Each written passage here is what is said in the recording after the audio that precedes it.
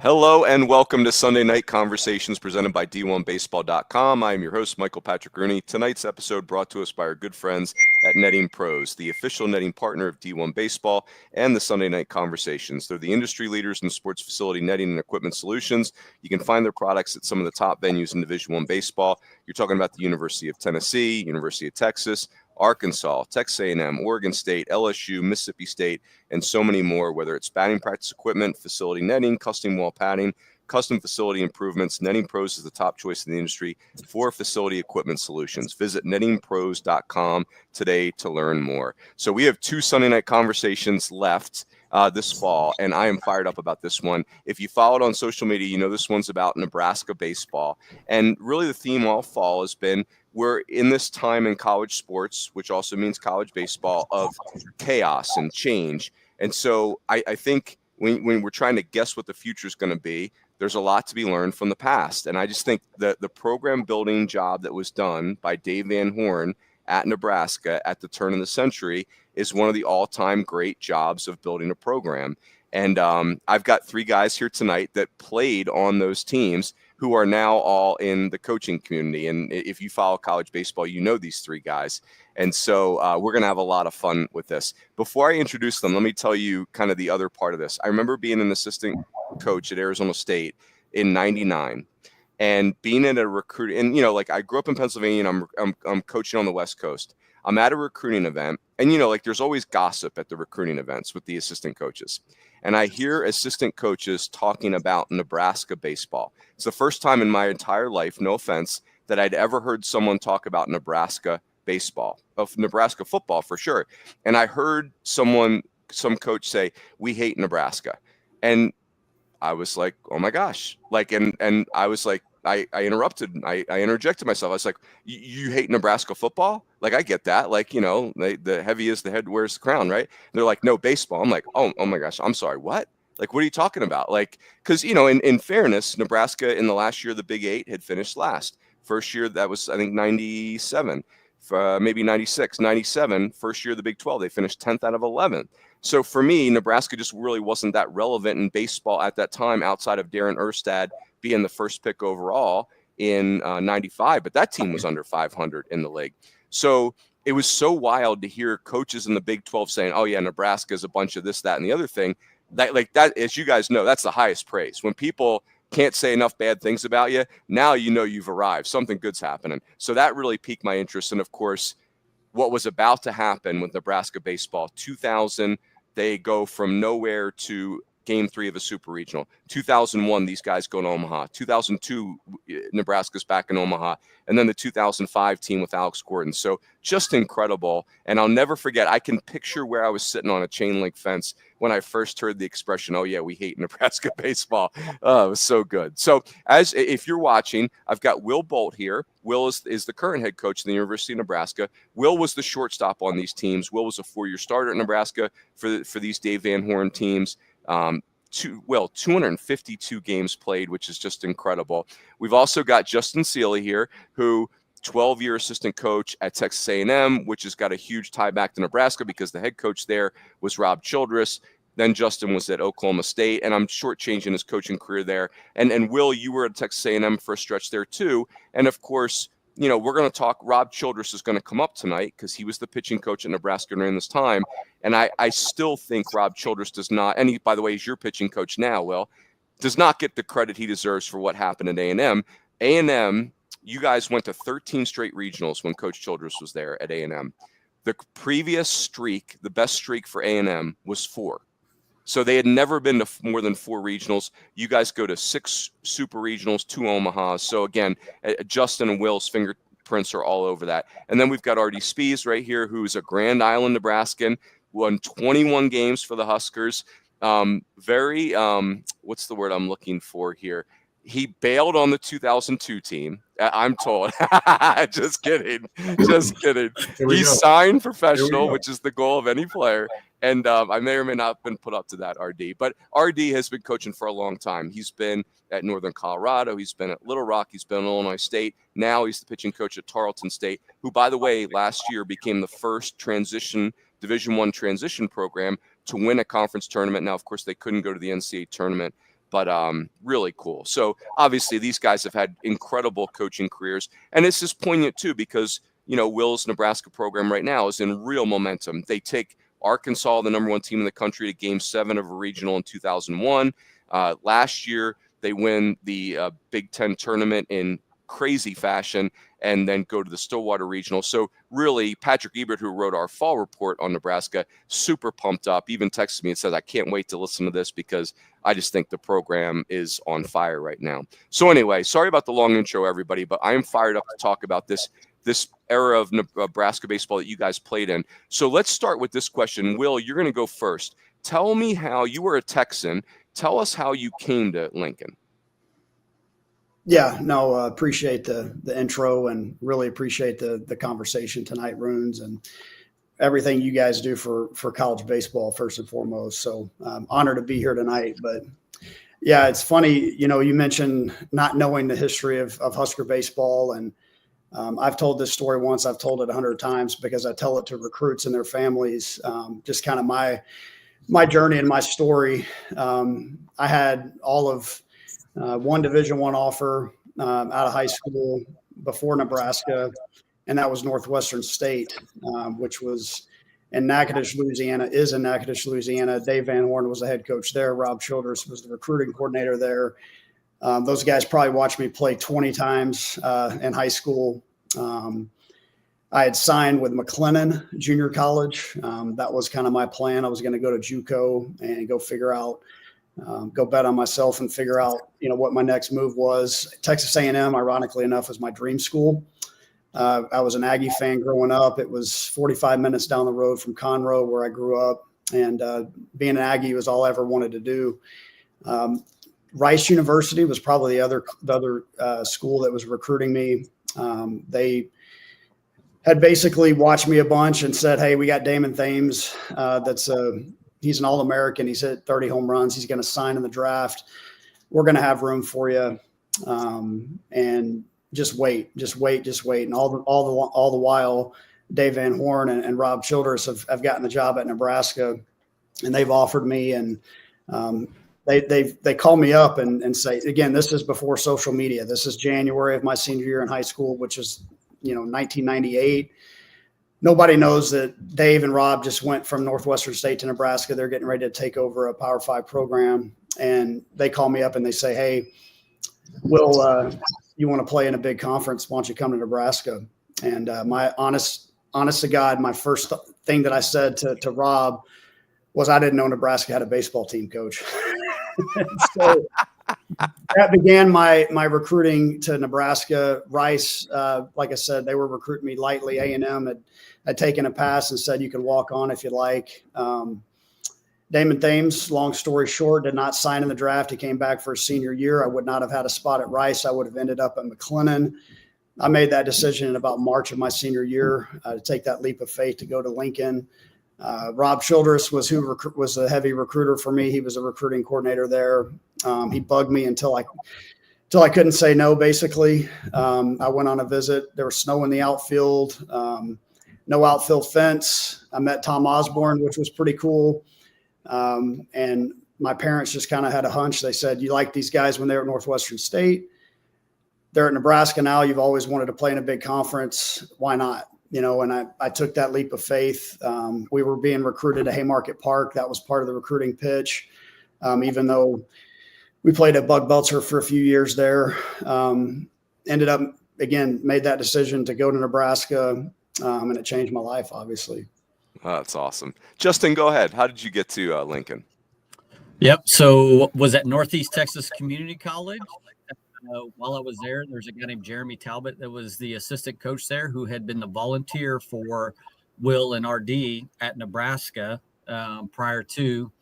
I had committed to Texas my freshman year. Tommy Harmon had recruited me, and my dad was a baseball coach, a football coach, an educator, and so was my mom, an educator, much more intelligent than I am. And they knew me better than I probably knew myself at that point and said, "Hey, Austin may not be the best place for you at this time of your life." And so it's like, all right, I like playing baseball. Like, I'll go back to Northeast Texas Community College, go back for my sophomore year. Jeremy's there. He informs Dave and Rob that I'm there. They come see me. They offer me, again, to Will's point, there's no internet at this point, or if there is, it's dial up at best, and I didn't have it. And so I go up to, I could bathe myself in college football. Okay. So I go up to Lincoln, Nebraska for official visits. I've got visits lined up to all the, I've got LSU, Alabama, Texas, whatever. I've got all these lined up coming up behind this visit. And I go up there and they're playing college football. Nebraska at the time was modern day Alabama. And they play Texas A&M. It is sun drenched, 75 degrees, not a cloud in the sky. Texas A&M doesn't cross the 50 the whole day. Nebraska wins.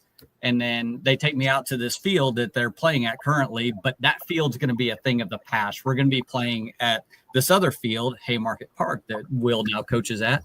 And so they take me out to this. I'm like, oh, I get to play in a new stadium. Oh, I get to watch college football for like when I'm not playing baseball, and you're going to let me play baseball, and it's 75 degrees here? Sure, I'm coming. Again, no internet. I don't know that it's going to snow in a month, later, which I've never seen in my life. No, it doesn't ever snow here.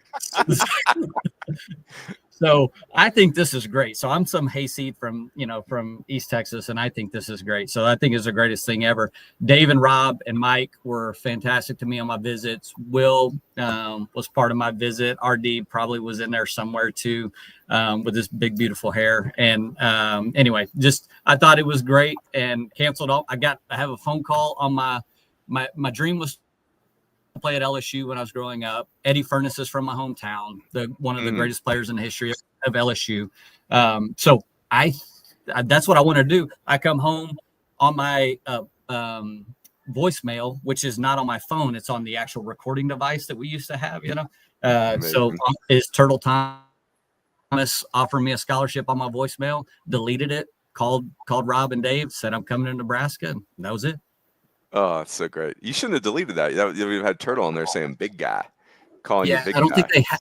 Yeah, I don't think they have. I don't think it would have lasted that long. You know what I mean? That's a good point. Yes, that machine would be in storage right now. RD, same question. You were a Nebraskan, so this is easier. A little bit different for sure. First off, thanks for putting this thing together and having us on. The recruiting process for me, first off, wasn't with Coach Van Horn or Rob Childress because they were not there at the time. I was the last signee under John Sanders in the fall of what would have been 1997. I had other schools that were in the mix, but truth be told, my father was a former catcher at the University of Nebraska from 1968. I think co-captain in 71. So 90 miles down the road, you've been flying the flag for 18 years. It just kind of made sense. And so even though it was kind of getting, flirted with by Iowa State, Creighton, Jack Dom was in there pretty heavy. Did the visit during the fall, verbally committed and signed in November, and then turned on the TV the next month. And I was like, who are these guys? Like, what do they know about baseball? And they let me hang around for 3 years, as these guys have stated, and it ended up being a really, really good thing, obviously. That's awesome. Well, RD, Grand Island, I'm picturing just like a small town in Nebraska, but I don't know. It could be like right next to Omaha. I don't know. Tell us about Grand Island. Okay, so Grand Island, you got Omaha, which is on the border of Nebraska and Iowa. 52 miles west is Lincoln, best Midwestern city, if you will, ever. And then 90 miles west of that is Grand Island. That is enunciated correctly. Grand Island, 50,000 people, graduated with like 415 people. And Mike Anderson at the time, just brief backstory, he was actually recruiting Chad Wiles, who went to Nebraska to play football and baseball.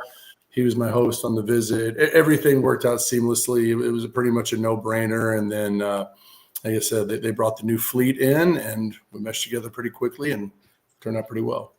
Oh, that's awesome. Hey, let's do, we're going to talk about we're going to focus on the 2001 team first, but I want to talk about the coaches first. And I want to be careful with Coach Sanders. Like Coach Sanders, who's, passed away a couple years ago, has an incredible resume if you look him up on Wikipedia. I mean, this guy played in the big leagues, mountain of a man, incredible nickname, Big Red. And, when he first took the job at Nebraska in the late 70s, early 80s, he had a really good run, but then it had started to struggle. And a lot of times in that era, that had nothing really to do with a coach's acumen. It had everything to do with what a school chose to be invested in or not invested in. And so, again, as you guys alluded to, this is not the social media era. Internet's barely a thing. So when Dave Van Horn gets the job, nobody really knows who he is or what's going on, or, Nebraska's not nationally relevant. It's a football school is what it is. And we certainly don't know who Rob Childress is, but that staff obviously did some amazing things. DVH, who's now been to Omaha 9 times as a head coach, which leads the country, Rob Childress, and then Mike Anderson, who you guys have mentioned. He was a holdover from the Coach Sanders era.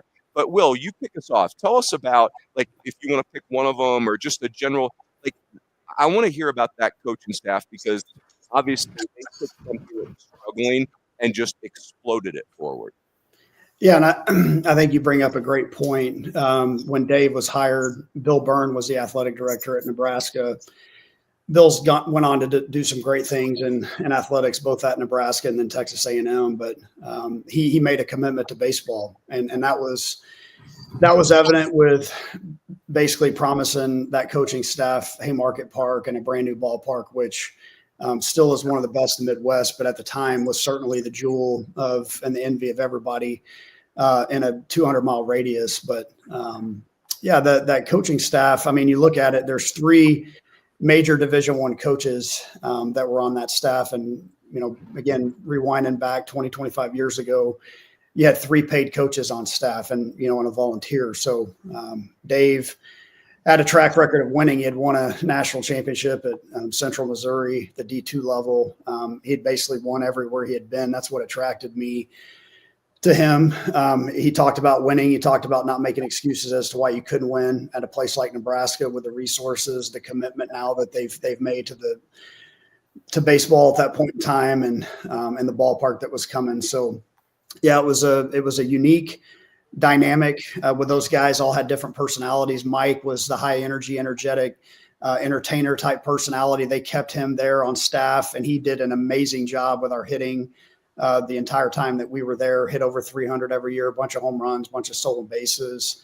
Again, obviously won the first game ever in Nebraska history in Omaha as the 05 head coach. And Rob was the architect, honestly. Dave's a relentless recruiter. Mike did a great job as well, but Rob was kind of the architect. He was the guy that was the recruiting coordinator of those teams. And anybody that's been involved in college baseball knows how important that recruiting coordinator is. And man, he just had a way of connecting with guys. He had a way of kind of finding guys that fit the personality of Dave, honestly, and what Dave was looking for as a head coach.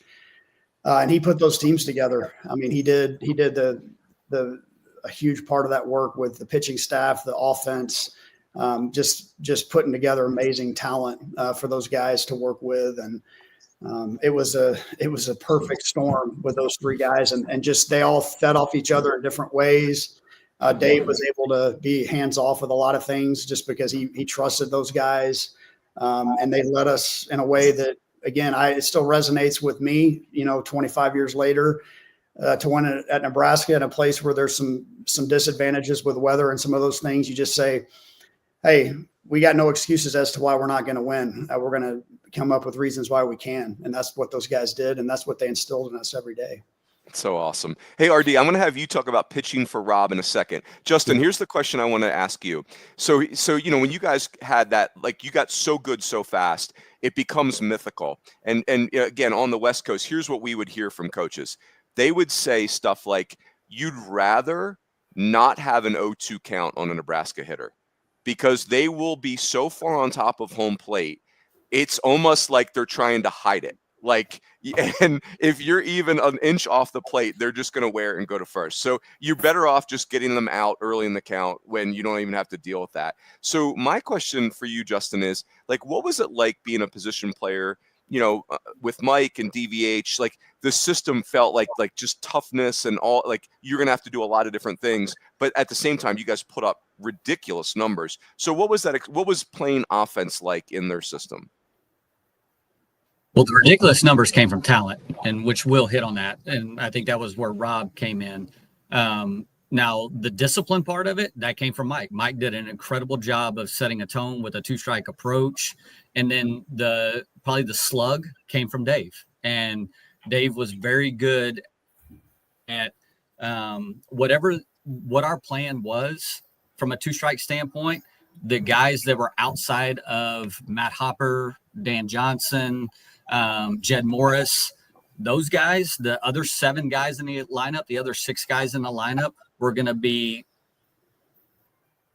an absolute, I mean, it's going to be a train wreck for you to get through that lineup. But Dan, Jed, and Matt had the ability to let it fly, and they could hit home runs. And Dave did a good job of allowing Dan and Jed and Matt the leash that they were not going to be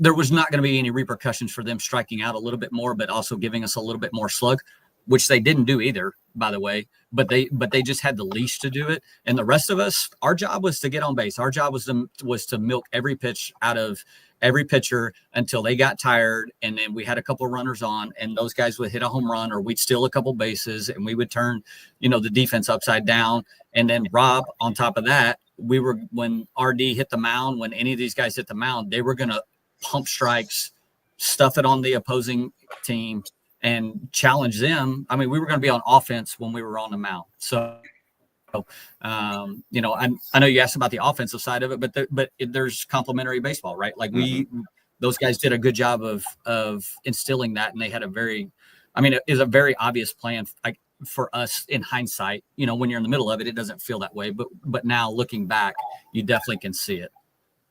So good. And by the way, like this will come up as we start to talk about the teams and the runs to Omaha, but like Rob's recruiting, like this is all over the place. Like, all-time great pitcher from Hawaii, Canadians, Texans, Nebraskans. I mean, it was, I'll never forget as a young assistant coach, like looking at your guys' rosters and writing notes down, like, okay, where did these dudes come from? Because you guys were on such a heater.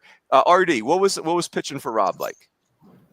It was incredible. It was probably one of the best learning experiences of my life. I was a guy who came in as a catcher and thought I was going to close on occasion and blow some people's doors off, and got humbled pretty quickly, put the bat away after 3 months. And then you learn if you don't compete and you don't throw strikes, you don't get to wear the uniform, let alone, play a little bit. And so, it was great. I just want to touch on a couple things with Rob Childress. Like, he was an example of excellence every day.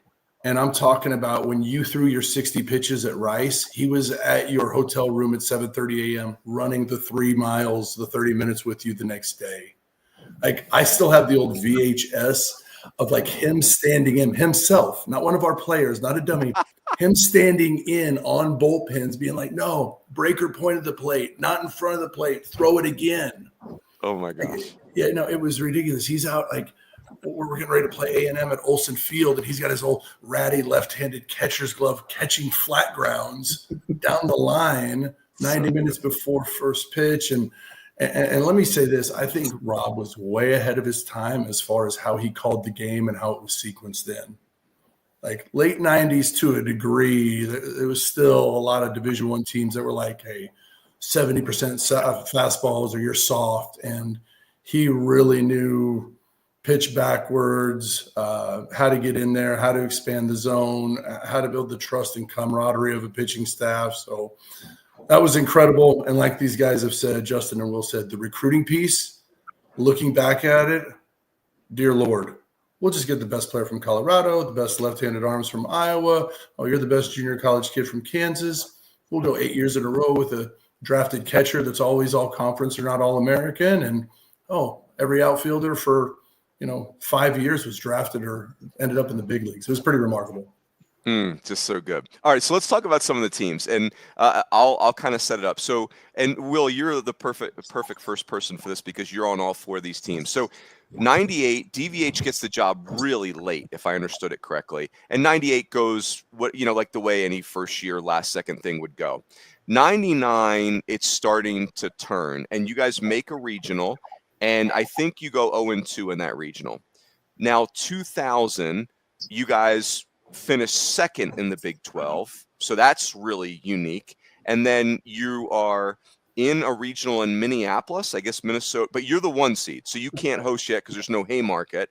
So, or I don't know why you're not hosting, but so you guys go up to Minneapolis, you win that regional, and then you get sent to Palo Alto for the Super. You beat Stanford in game 1, but lose the next 2 games. Stanford goes to Omaha, and Stanford at that time was on the heater. They were going to 5 straight months, and that set up the 2001 team that all 3 of you are on, where you guys win the Big 12, which felt like Fantasy Island. You're hosting a regional at the Buck. And then, you win your regional, although that got a little dicey. Then you win your super regional, really tightly contested. And then you're in Omaha. So, Will, I set up that 3-year framework there. Go wherever you want with that. But when you think about the 2001 season, any part of that, what's the first thing that jumps out to you? Well, I think you did a nice job kind of setting up the build up for that team, because it wasn't just a flash in the pan of, hey, everything came together in 01. It truly was, even though it seemed like it all came together quickly, which it certainly did. Let me rewind a little bit. Kind of a first marker there for those guys and what they were going to do at Nebraska. They won a tournament in Hawaii. Like they'd been with the team for like a month, and there was a huge tournament out in Hawaii, which I think is how they ended up getting Shane Komine. Just ironically enough, DVH magic on that one. But it was, they won a tournament in the spring of '98 out of nowhere against some good teams in Hawaii. And that was kind of an aha moment for me in high school there, going, man, these guys just win. They just, everywhere they go, they win. It's just, and they did that in '98. We get on campus in the fall of '98. I think we look around and see that we've got some talent. I remember having a conversation with Komine that first fall, and he's about my height, weighs about 150 pounds. And we're all thinking, this dude's got to be a left-handed pitcher. He said he was a pitcher. We're like, he's got to be a lefty, crafty dude throwing 84. We'll see what this guy's all about. And he tells us he can throw low 90s, and we're like, okay, yeah, whatever, we'll see. But that's a whole nother story we'll probably get to later. But, in '99, we win the Big 12 tournament as the 5 seed. We swept Texas that year. It was cold up in Lincoln, and we said, bring it on. Let's figure out a way to beat the big boys. We swept Texas. That was a big weekend for us that kind of propelled us and said, hey, we got a shot to do some things. But we made a run in that tournament, and we didn't just we didn't luck into it. We didn't run into it a great draw or anything like that. I mean, we beat the 1 seed, the 2 seed, the 3 seed, ended up beating Baylor in '99. And I would argue that the 2000 team maybe was our best team ever at Nebraska, aside from maybe 05, the team that won 57 games. We led the nation in ERA in 2000, and a team that hit 330. We were insanely talented. And, like you said, we went to the brink there against Stanford. And I think up until that point, we didn't know how good we were. We won the regional. And again, we had no clue what the pairing was. Like, it was just like, okay, well, who do we play next? I remember having that conversation in the tent outside the right field fence after we do the press against Minnesota. It's like, hey, who do we play next? Like, who's next on the docket? And it's, oh yeah, you guys are going to Stanford. They're a top whatever national seed. And we're like, oh, cool. Like, awesome. Like, we'll go out there and play baseball. And I do remember a moment after we won that first game. RD was, if I recall, played a big part in that game out of the pen, pitched amazing for us. And we won that game. And it was like, oh my gosh, like, we're on the doorstep of Omaha here. And for the first time, maybe all year, we started thinking about it. And that team at Stanford was incredibly talented. They took it to us the next couple of games. And I say take it to us. They were close. They were close games. Shane had broken his jaw in the regional. He pitched with a broken jaw in game 2. Probably in hindsight, and I've had this conversation with Rob, probably in hindsight, they would have held him out an extra day and thrown him on Sunday. We went for the jugular, so to speak, on Saturday. They got him, and then they got us on Sunday. So, but I'll say this, and these guys can kind of speak to it. Justin being a newcomer on the 01 team and RD being there for a couple of years, but that whole year in 01, everything we talked about, every conversation in the clubhouse, in the locker room, in the coaching staff, they put a picture up on the door as we went out to the field of the dog pile with Stanford and said, had a saying on it. And we saw that every single day. And we were driven. I mean, there was no question in our minds that we were going to get to Omaha that year in 2001. And it's funny now looking back at some of those highlight tapes, there's some behind the scenes stuff where guys are just saying Omaha this, Omaha that. And this is 2 or 3 weeks into the season. And mind you, kind of a thing at the beginning of that season, we got beat 16-2 against Rice in an early season tournament. We had a lot of expectations that year. They absolutely embarrassed us in their home park in a tournament. And then we ended up beating them 2 out of 3. But that was a buildup. I mean, that was again, it seemed fast to a lot of folks, but there was a lot of hard work behind the scenes. And that 2001 team, that was our mission. Our mission was Omaha. We're hosting a regional this time. Rob got on. He got a sod cutter and cut a warning track in the outfield. That was one of the reasons we couldn't host, is we just weren't prepared for the buck, and we didn't have bathrooms in the dugout, so they plopped porta potties on the side of the dugout, and Childress was out there cutting sod, and they made a warning track, and DeJuan Gross and some of the football players were in the field crew for that, and so they dogpiled with us. It was just a total team effort. We were a national seed. We were good. And we wanted to win really, really bad. And when you have that combination, magic happens. Oh, that's great. Justin, let's focus. Like, there are 2 things that jump out from what Will just said there is, hey, you win the Big 12. Like, this is an era where winning a conference championship is a huge deal, right? Like, and that is not an easy league to win. Obviously, Texas is rolling at this time, or they're about to be rolling. Like, they're very talented. There's a lot of really good programs in the league. So, like, this is going to happen in a very short window to me. You're going to win the Big 12, and then next thing you know, you're hosting a regional. Like, to Will's point, that's not new anymore, but the hosting part's new. Like, in that window, Justin, what stands out to you? Well, Will hit on a lot of these points, but I would say, one of the advantages that we had was that we were a northern team. And anytime that, you're playing in the Big 12 at that time, the majority of the conference is southern based. And so anytime those guys would come to town, and look, I'm from East Texas. I hate the cold. These guys can attest to it. I'm the softest person in America when it comes to being cold. But we would roll out to our game and it's 40 degrees and nobody has sleeves on. We've all got our pants up. Like, there was a real attitude to the way that we played, and to the way that we presented ourselves. We didn't have bathrooms in the dugout, like Will said. We had the worst facility in the league, but we took pride in all those things. And the fact that this is what we don't have is a little junkyard dog, mentality that, like, we're really good. We don't have all this stuff. You come into our ballpark and we will send you back on your nice private plane and you can think about it on the way back home. And that was the attitude that we played with. Dave completely perpetuated that. Rob facilitated that. And Mike, enforced it on an offensive standpoint. And that's the way that we played. And then, we get to a regional, and our regional was not easy. I think we faced Nick Ungs, who led the country in wins that year. And then we faced a Rutgers-led team that was really, really good. Bobby Brownlee's on that team. We have to grit our way through through a couple wins there to go win the regional, come back from behind. And then, Will's talking about the things that we had to do in order to host the super regional against Rice, against a team that has just kicked us all over the ballpark early in the year. And Kenny Ball's out there. It was just John Skaggs and Kenny Ball are both first-round picks that we beat in that super regional, and they're airing it out. Our scouting report, Roons, you saw these scouting reports, right? Our scouting report for Kenny Ball, it already knows where I'm going with this. It says 88-92 fastball changeup. Kenny Ball comes out and he is letting the ball go. Like, you see my fingers right here. He's letting the ball go like that, and it's right in front of the plate at 92-96, and he's dropping 3 pitches for a strike, and he's doing it 170 times on that day. And we outlasted him to get ourselves to Omaha. And, the things that Will said about us talking about Omaha, I think a lot of teams talk about Omaha like it's Disneyland. It was not Disneyland. It was us going to our friend's house down the street. Like we were going, all it was a matter of getting in a car and driving down the street.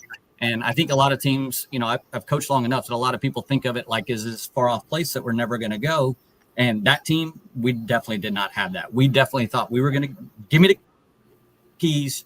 We'll jump in a car and we'll just drive right down there.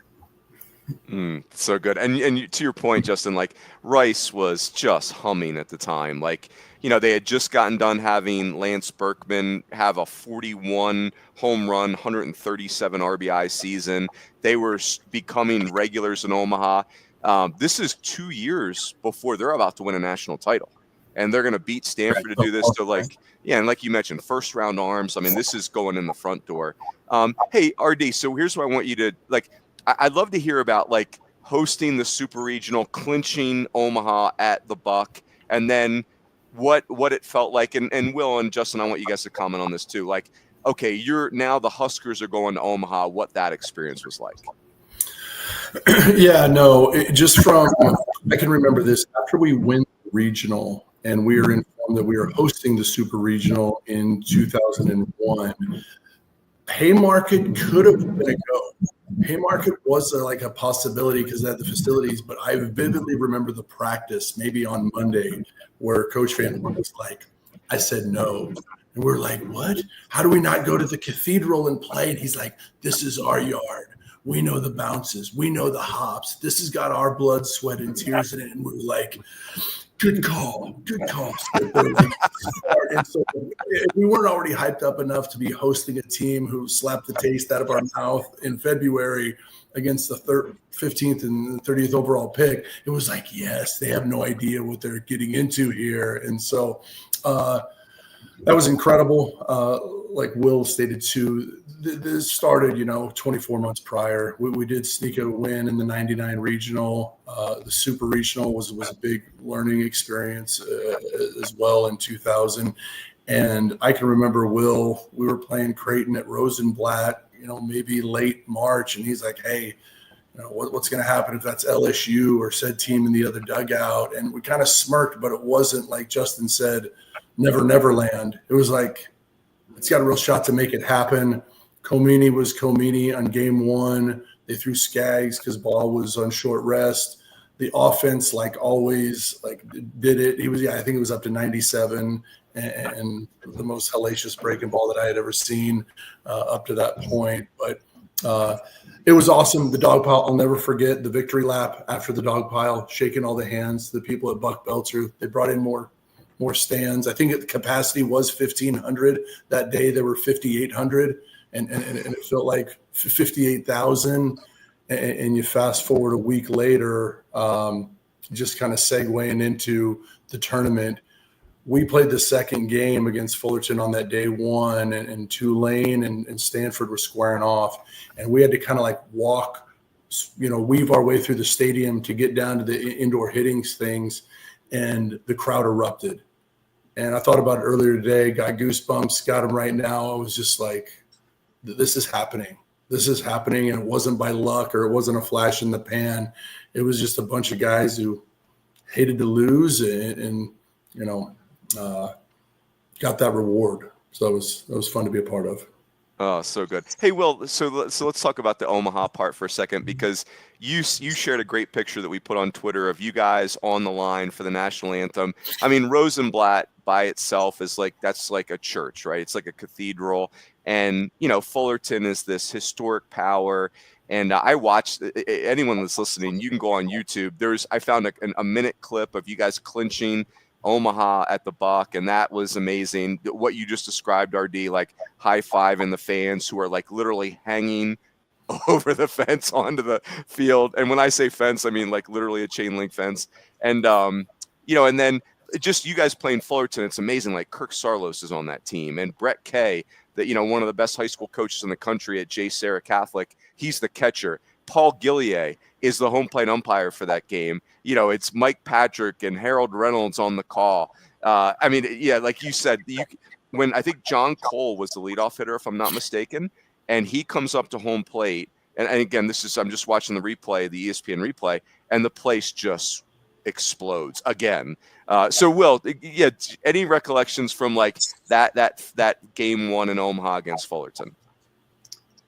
Yeah, and RD said it. I mean, we were the rock stars. I mean, just the way that they treated us, there were tight quarters there at Rosenblatt, and I remember walking through the concourse underneath, and shoulder to shoulder, you're walking with the fans, and our team walks through, and it was an amazing atmosphere. It felt, I think I saw Coach Serrano may have put it on social media. It was a football crowd at a baseball game. And that was true to a certain degree. I mean, we kind of burst on the scene for a lot of folks that maybe hadn't jumped on the bandwagon quite yet. And, we went from 5,000 to 25,000 of our closest friends pretty quick, but it was an amazing, we were the home team.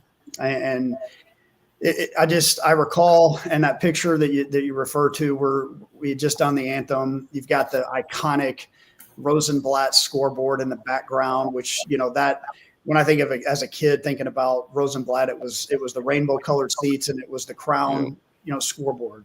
And that Fullerton team was loaded. I just recall I'm playing shortstop. We run on the field, and the deafening sound of the crowd. I just recall and making a mental note of like, hey, take this in. Like, I want literally hear every single roar of the crowd, the hairs on the back of my neck, just like they are right now. They were standing up on that day, just like all the rest of the guys that were on that team. And it was like, hey, this is maybe the closest to the big leagues you ever get. And that's the way it was. And obviously the game didn't go the way we wanted it to. We didn't make the plays. We didn't make the pitches. And Fullerton was awfully talented. They had a stud closer. I think I made the last out of that game. I'm certain that I did. And if I had a wood bat in my hand, it would have splintered into 127 pieces. Chad Cordero got ranted in there on me. So, but it was an unbelievable experience. And I'll just say this. I mean, it was a blur. I mean, we were there and gone in 2 games, and we did the same thing the next year, but it didn't go as fast the next year, because I think we had learned from it and we wanted to take everything in. And it was an unbelievable baseball experience. And that's honestly, that's what drives me as a coach now, is to get back to a situation like that, obviously at a different ballpark, but to have, my starting shortstop have that feeling, those are things you'll never forget as a baseball player. So good. It's like all 4 of your guys' games in Omaha in that 2-year stretch, it's 0-4, but it's 4 games that are like a pitch can change the outcome. It's a 1-run loss to Fullerton. RD, I'm going to ask you, you guys play Tulane, and that's a 1-run loss. Did you start that game, or you pitched in the Tulane game, correct? No, I started that game. So tell us about that. Tell us, that's Jake Gotro's Tulane team, right? And maybe Mike Owens? That is correct on both accounts. And so another non-forgettable was being the starting pitcher. The routine was the same for every starting pitcher. You started off with a foul pole and then a sprint before you started your catch play on the line. And the number of Husker fans draped over the outfield wall at volume levels at max, just send these Tulane boys back. And I'm like, trying to keep my head on right. I'm like, hey, I'm going to go with my long toss, and I'm thinking about my routine or whatever. But it was like capital E and electric from like what was going on and their energy. And we just lost the tough one to Fullerton. And so, short story, hopefully shorter. We play Tulane. It's close, just like all the games there are. And I threw 5 innings. The stuff wasn't good. I think there was 1 strikeout, but we're still winning. We're up by a run. And I really remember Coach Childress talking to me after the 5th inning. He's like, how do you feel? And it was hot. It was hot. There was some sweating going on. I was like, hey, the breaking stuff's not good, but I think I'm still good. And he was like, we're going to go left on left matchup. That's going to be it. Took the handshake, sat down, and, fast forward an hour and a half later, we packed up again for Lincoln. But, it's just one of those deals, unforgettable. I'm extremely grateful for the moment to get a chance there. There's some guys on the team that were there in 01 and 02 who didn't toe the bump, didn't get at bats, but just the camaraderie. And, I mean, I think there was in 2001 between the position players and pitchers, maybe something like 16 guys that were drafted, 9 guys out of the 15 who touched the bump went on to professional baseball. Like there was some talent, there was some heart, there was some guts. Our offense was really stinking good. And so didn't end the way that we wanted, but we got there. And I think we kind of built the foundation. That's the way I see it. Yeah.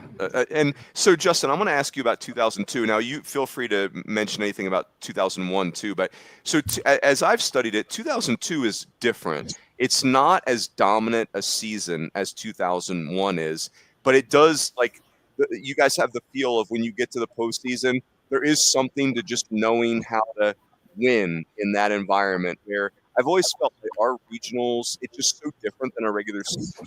That teams that have been there before, it's hard to not freak out and act differently because the format's so different. But, RDU signed, and I would imagine there were several key players that were professional draft picks. But why don't you kick us off on 2002, Justin? Like, what was different? We got Shane Comini back. So that was probably the biggest part of this. And had we got RD back, things could have maybe turned out even better. But everybody's dream to go play professional baseball, completely understand, especially late in the year, maybe late July, early August, that they end up signing. Shane coming back was probably the thing that was the number one thing. I mean, this guy's won 40 games in his career, over 40 games in his career, struck out over 500 people. He is, if there's a Mount Rushmore of college pitchers in the 2000s, Shane's certainly on it. And if there's 41 wins, dude won 40 games. It's hard to even start 40 games in college. Undefeated at home as well. He's the first time that you may be able to speak to this, Roons, but he's the first time I ever remember people pitching off because he was pitching. There were teams that were pitching their number ones on Saturday because Shane was going on Friday, which I thought was, as big a compliment as you could possibly get. So I think that would be the number one thing. The number two thing is the 2001 team was a team full of like super talented players, and a lot of those guys got a chance to go play professionally. John Cole was on that team. While he doesn't make the big leagues, John Cole's a big leaguer. Like there's nothing you can do to convince me that he's not a big leaguer. He had a horrendous injury when he got into minor league baseball, but that guy plays in the big leagues for a long, long time. 2002 was more of the the best way I could put it, it was the coaches team, like Dave, Rob, Mike, and then we had coaches on that team, and even like Will was on that team. I'm on that team. Drew Anderson is a cross checker for the Brewers. Brandon Iman's a guy that was on that team that had he coached would be probably on this podcast instead of me. We just had a number of guys that had won in the past, knew how to win. Jed Morris, I think, is in the Padres organization or A's organization, that had won in the past and knew how to win. And that was not easy sledding in 2002. Like that was a little bit tougher go of it.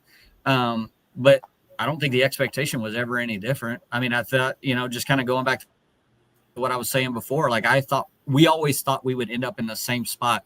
And as a matter of fact, we probably thought we would do better once we got to that same spot. That's not the way it worked out. But I mean, that team, not nearly as talented, but we had the blueprint for winning at that point. And I think coaches could probably attest to this even now. Like there's, most of the time there's a progression. Like you win a regional, you win a super regional, you get to Omaha, you win a game in Omaha, then you get to the finals in Omaha, and then you win the World Series. And there's typically that type of progression that goes on, something along those lines. And we were just at that point where we had been to Omaha, we had done all those things, been to Omaha, and now we were there, and we felt like we were completely prepared to go win, even though we probably weren't good enough to do it. We thought we were completely prepared to go win once we got there.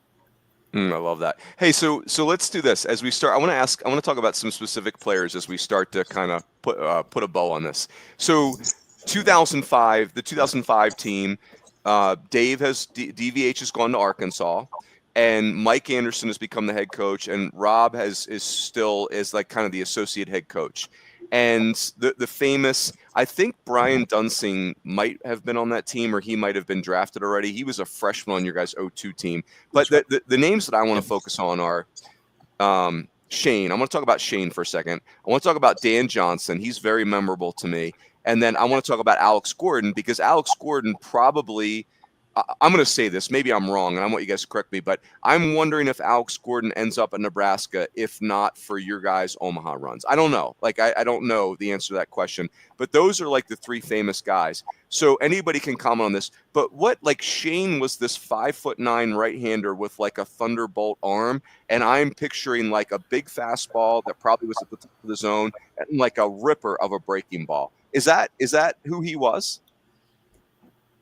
Yeah, I'll take the Shane one, I guess, first, because RD and I came in with him, like I said, the first recruiting class, and I'll rewind a little bit just because I've heard the story a few times, and I think Rob and Dave both told it at a reunion at one point in time. But the way the story goes is that Rob obviously was the pitching coach and recruiting coordinator.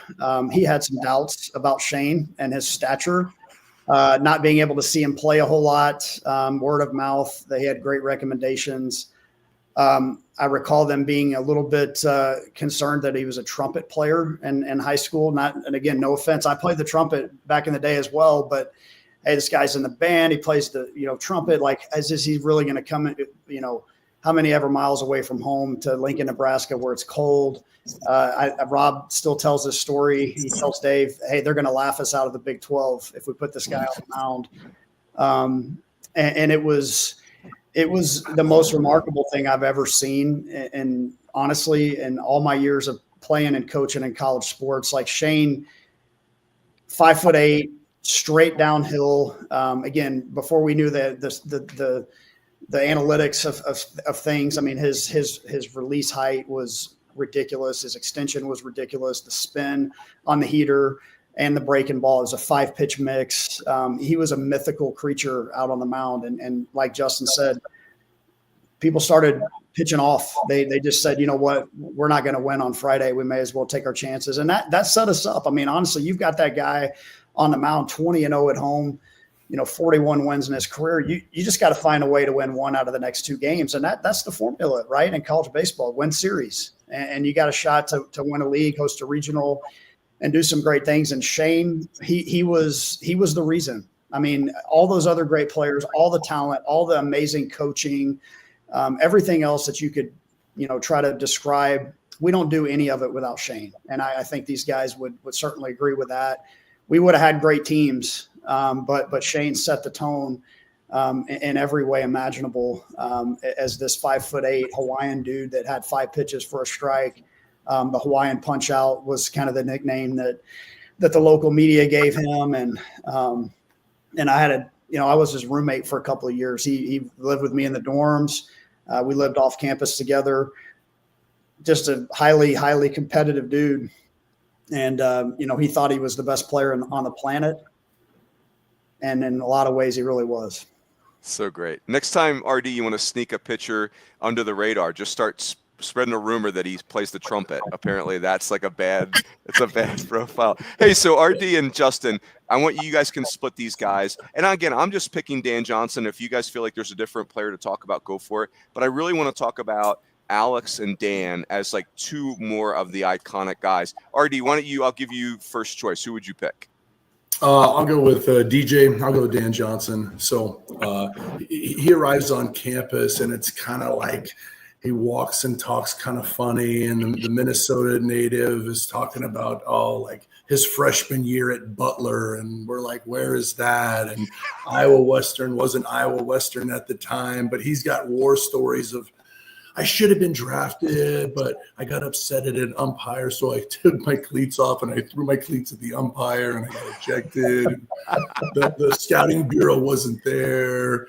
And Dan Johnson, if you look back at the numbers, at least in 2000, he wasn't even playing every day, and he still just light tower power.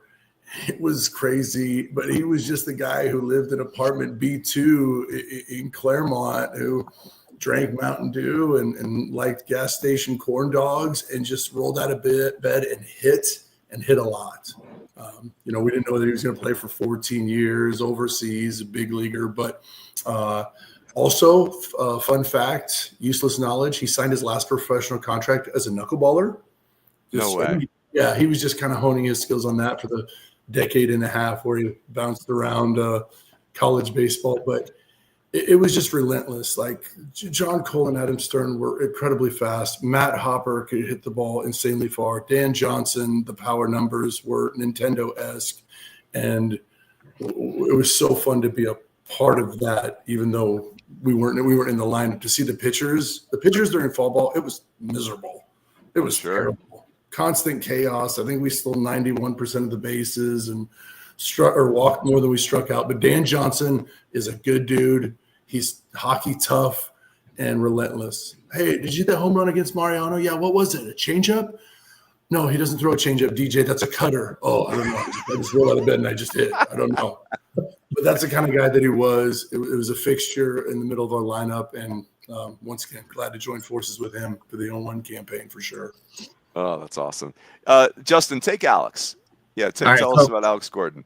All right, so once I get to probably the best offensive player in the history of Nebraska baseball, I'll go back to Dan. Dan also moonlighted as a fast-pitch softball player and would notoriously come back from the summer and say that he faced these guys that are doing this fast-pitch softball. I can remember a guy named Dubsky that Dan was like, this is the toughest thing I've ever had to do. Mind you, this guy's already hit 60-something home runs in his college career, right? Like, so, and he's telling us this guy named Dubsky is the hardest guy he's ever had to face. Okay, so Alex Gordon. Alex is Lincoln Southeast grad. I think probably Alex ends up at Nebraska. I don't know that Alex Gordon ends up being, like Royals Hall of Famer Alex Gordon if it's not for the people that were around at that point, and not to discredit Alex's work habits. They are incredible. His discipline is incredible. I saw him last week. He still looks like he could hit, 30 home runs in the big leagues. But I think just the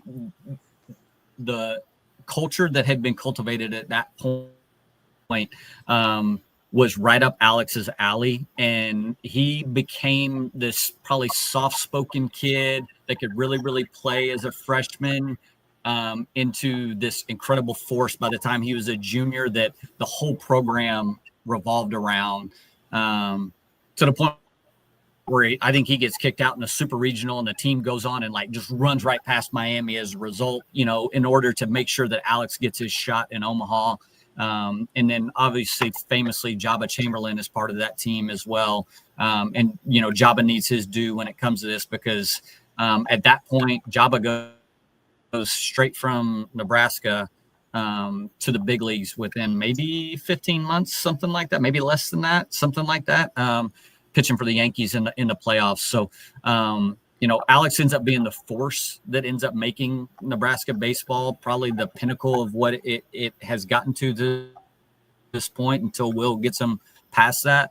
But, I think he probably gets there, but I don't think it becomes what it becomes had the culture not already been set by Dave, Robin, and Mike at that point. Hey, let me jump in real quick and to Justin's point. So I was the volunteer coach on that 05 team. It was my second year, as a coach with the program. First year as a grad assistant. The next year I was a volunteer. To Justin's point about where we were at as a program, we're a national seed. I remember being in the clubhouse watching the selection show, because at that point we actually realized that we were good and that we had a chance to be a national seed. And when it paired up, it popped up on the screen that we were paired up with Miami. I'll never forget the comment that was made around me was, man, it's going to be fun to beat Miami in this ballpark to go to the World Series. Like that was the thought process. It's awesome. It was like, man, it's going to be awesome to face Ryan Braun and all those guys and John Jay and, to beat them in our ballpark to go to Omaha. That comment was made, and that's attitude. I mean, that's supreme confidence and belief that we're going to win. And those guys believe that. And Alex obviously was the best player in the country that year.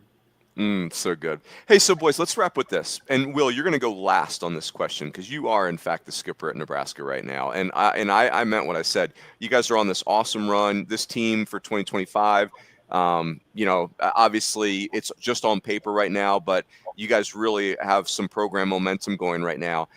Where my brain goes when I think about your run at Nebraska, this turn of the century run, is that just when you think you know something, things can change. They don't stay the same. Right now, we're in an era where I can't picture a non-SEC school winning the national championship in baseball. And that is because the SEC is, in fact, awesome at college baseball, right? Like, they are excelling in every part of our sport. But when I think about that, I also think in 98, I couldn't picture Nebraska hosting the postseason and going to Omaha. That was not even on the menu. So the question is, and RD, I'm going to have you go first. Like, what are your takeaways from your guys' run at Nebraska? Like, what is that? Like, maybe it's things that you think about, like, hey, every program that I'm in, I want to have this, or about how it was designed or how it was executed. But that's the big question, is what are your takeaways from what you all accomplished? Because the truth is, if somebody had come up to any of us in 1997 and said, hey, this is what Nebraska is getting ready to do in college baseball, we would have all said to that person, please don't drive home, right? Like, you're obviously drinking, and, like, no offense, but there's no way you could have predicted what was about to happen. So go ahead, RD. So this is what I'd say to that is there's something to arm talent, bat to ball, and then there's a skill set. But you can still suffocate your opponent with some speed, power, also mental toughness, grit, tempo, attitude, demeanor, and presentation. And you need a special group, relentless, day in and day out, to cultivate that culture. And we just stumbled upon it. We were oblivious to be a part of it. I mean, jumping off topic a little bit, like, we walked around the dining hall. We're like, oh, there's women's soccer. They've never been ranked less than 10th in the country. There's wrestling. They're always top 12 in the country. There's football. There's the number one in the country. There's a national championship. There's a national championship for volleyball. And you can do that just within the confines of the clubhouse if you have the right camaraderie, if you have the right competitors. But it needs to be injected into the bloodstream day in and day out. And so it's not just all Portal guys or all junior college or cultivate the arms from high school, but that was the blueprint for a long time, is, hey, get a junior college catcher, get a blend of position guys, and then Rob developed the high school arms nicely. But the best way I know how to develop that is there's something to velo, and, hey, he can, the spin rate and induce vertical break. You can also, I think, demoralize, suffocate, and instill your will on the other opponent with how you look in uniform, how you carry yourself, how you run the bases, and how you attack the strike zone as well. Love it. Justin, same question, same thought. Little tougher for me, just because I'm a minute removed from the college coaching side of it. So I've got a little different perspective, just working in professional baseball, also, taking a minute to step back.